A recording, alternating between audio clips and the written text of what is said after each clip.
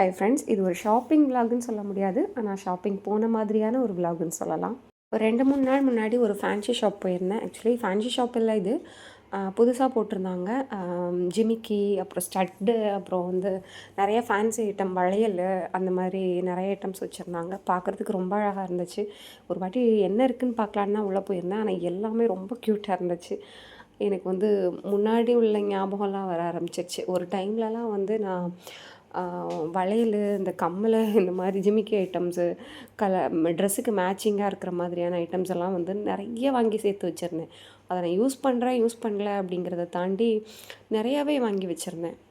எந்த ட்ரெஸ் எடுத்தாலும் அதுக்கு மேட்சிங்காக இயரிங்ஸு, அப்புறம் வளையல், அப்புறம் ஹேர் கிளிப்ஸ் கண்டிப்பாக வாங்கிடுவேன்.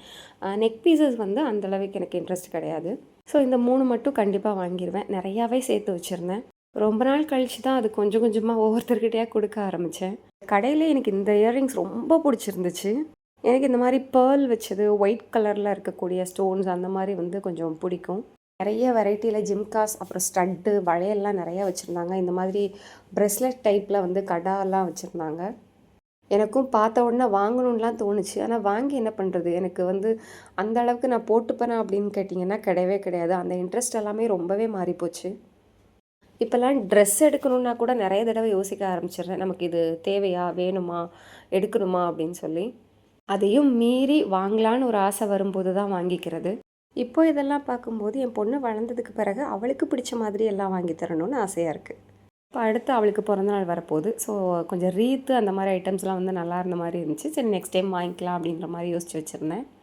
நான் போன கடை வேறு எதுவும் இல்லைங்க, செல்வராணி தான். செல்வராணியிலேருந்து வந்து தீபாவளிக்காக இந்த ஷாப் வந்து சடனாக போட்டிருந்தாங்க.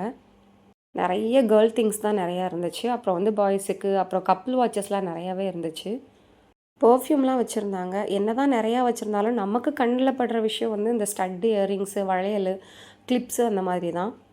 முன்னாடிலாம் கடைக்கு போனேன்னா பார்த்ததெல்லாம் பிடிச்சதெல்லாம் வாங்கணும்னு தோணும். ஆனால் இப்போல்லாம் நிறைய யோசிக்க ஆரம்பிச்சிட்டேன். இதை நான் ஏற்கனவே சொல்லியிருப்பேன். இப்போ என் மைண்டில் வர்றதெல்லாம் என் பொண்ணுக்கு என்ன மாதிரியான திங்ஸ் எல்லாம் வந்து பார்த்து எடுக்கலாம் அப்படின்றது மட்டும்தான். தெரியல, பொண்ணுன்னு பிறந்துட்டா தானாகவே இதெல்லாம் யோசிக்க ஆரம்பிச்சிருவோமோ என்னவோ. இந்த குட்டி குட்டி ஸ்டட்லாம் பார்க்குறதுக்கு ரொம்ப க்யூட்டாக இருந்துச்சு. அப்புறம் க்ளே ஐட்டம்ஸ் வச்சுருந்தாங்க. இதை பார்க்குறதுக்கு ஒரு மாதிரி லவா கேக் மாதிரியே இருந்துச்சு. அந்த இதுக்கு ஏதாவது எடுக்கணுமேன்றதுக்காக இந்த ஸ்டட்டை மட்டும் ஒன்று எடுத்துக்கிட்டேன். அவ்வளோதான், என்னோடய ஷாப்பிங் முடிஞ்சு.